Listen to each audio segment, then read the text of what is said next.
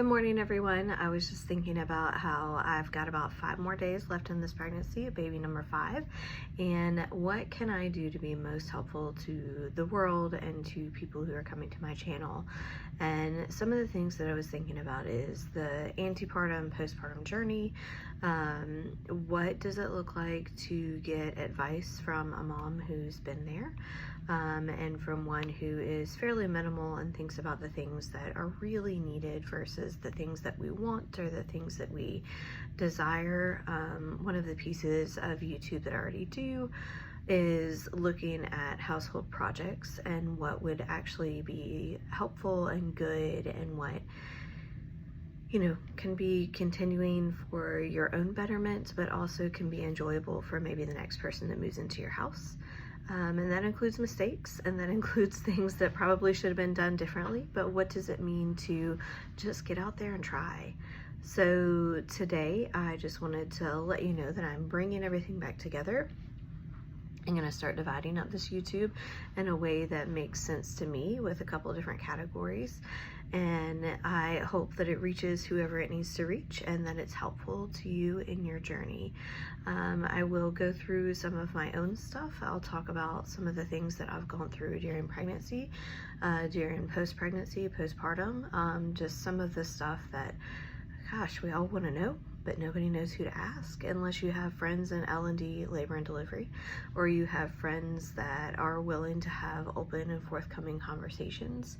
I know that YouTube can be a really good resource for those that don't have people to bounce ideas off of. So I'm here to answer questions if I can be helpful. I'm here to answer questions even if I'm not helpful for you. I have a pretty American medicine traditional journey where I do deliver in a hospital, and that's really important to me. That became important to me right at the very beginning of my first pregnancy, when I knew my child was going to be born with birth defects. So thinking about what that would mean to me to be surrounded by a medical team that had expertise in the particular thing that he would need when he was born. I can talk to you about what it was like to have conversations about having terminal care for a baby. That ended up not being our journey, but a large majority of our pregnancy we thought it would be.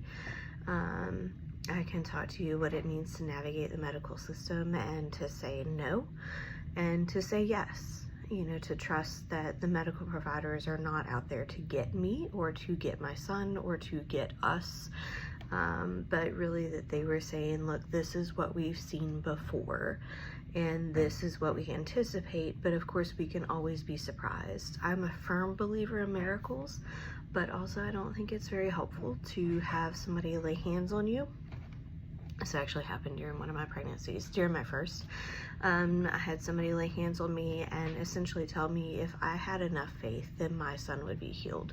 That was not helpful, but it came from a space of good-heartedness, but it was so hurtful at the time, just thinking that I had control over things that were not controllable by me.